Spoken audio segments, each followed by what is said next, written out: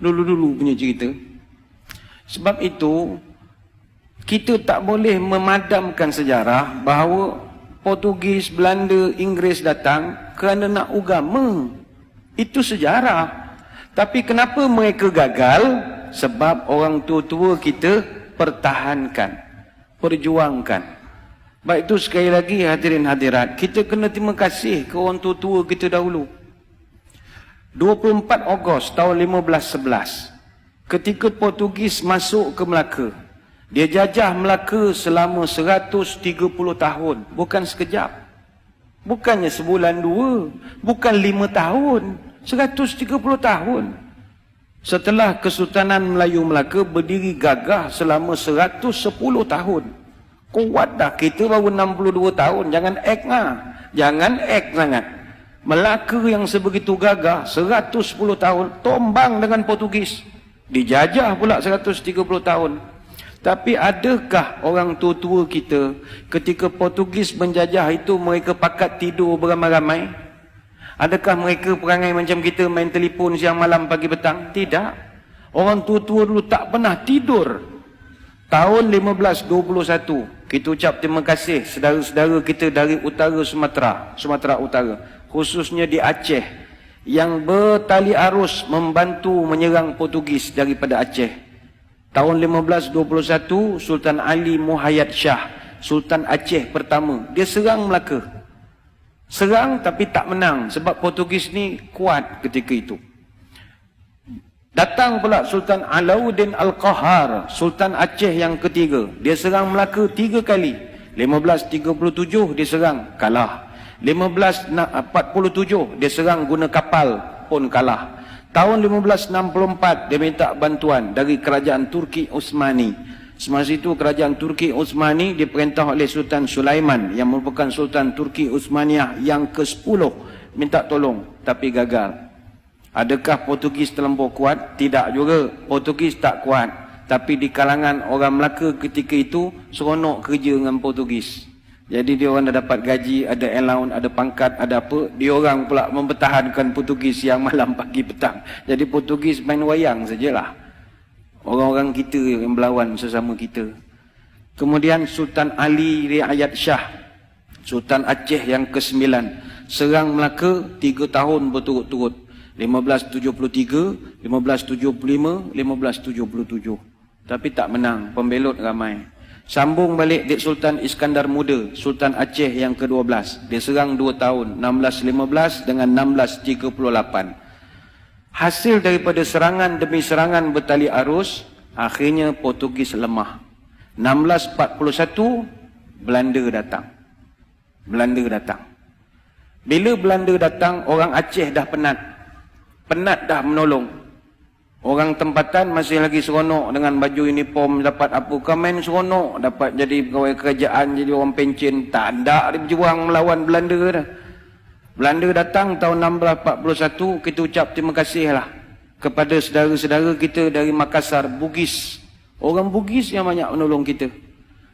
Orang Belanda datang jajah Melaka Johor berapa tahun? 183 tahun. 183 tahun. Datanglah orang-orang Bugis tahun 1782 sampai 1784, yang itu memang serang habis-habisan. Maka dicatatkan dengan tinta emas dalam sejarah negara. Muncullah satu orang pahlawan terbilang, marhum Raja Haji Fi Sabilillah Ibni Daing Celak, yang digelarkan marhum Teluk Ketapang. Bagi tuan-tuan di Selangor, kena kenangkan marhum Raja Haji Fi Sabilillah. Apa sebab? Dia ni yang di Pertuan Muda Kesultanan Johor Riau Lingga yang ke-4. Dia Tengku Mahkota Raja Muda. Dan dialah abang kepada Sultan Selangor yang pertama. Sultan Selangor yang pertama namanya Raja Lumu bin Daing Celak. Raja Lumu ni ditabalkan dengan nama Sultan Salahuddin Shah, memerintah Selangor 1745 sampai 1778. Kenapa adik dia yang jadi raja? Abangnya mangkat awal. Kenapa abangnya mangkat awal? Mangkat di Kota Melaka 19 Jun tahun 1784. Umur baru 57 tahun. Ketika jenazahnya ditemui, tangan kanannya memegang kitab Dalailul Khairat, tangan kiri memegang badik. Dia lawan Belanda sampai ke Kota Melaka. tapi akhirnya gugur menjadi seorang syahid. Kenapa mereka ni berjuang berhabis-habisan? Nak pastikan orang putih, jangan kau nak tukar agama cucu cicit aku. Itu aja. Itu dia dari Makassar, apa kena mengena dengan Melaka? Ukhuwah Islamiyah. 1786 Inggeris datang ke tanah Melayu. Mula-mula dia datang masuk ikut Pulau Pinang. Dia masuk Pulau Pinang, dia tukar habis sejarah Pulau Pinang. Dia dakwa dia pula yang membuka Pulau Pinang. Apa benda dia pula membuka Pulau Pinang? Ingat kita ni tak reti yang buka negeri agaknya. Maka terpadamlah sampai sekarang sejarah sebenar pembuka awal Pulau Pinang tahun 1730. Siapa yang buka Pulau Pinang tahun 1730? Datuk Jenatun. Datuk Jenatun ni atau nama sebenarnya Jenan bin Rajo Labu bin Rajo Gandam bin Rajo Manguyang, dari Gunung Sahilan bin Rajo Kuoso bin Rajo Bakilap Alam Bertegak Gelar Tungku Bagaiwang yang pertama, Raja Alam Minangkabau. Mak dia putih sangat Indo dunia. Orang Pagaruyuang, orang Sumatera yang membuka Pulau Pinang. Tapi sejarah itu dipadamkan dengan kemasukan Inggris.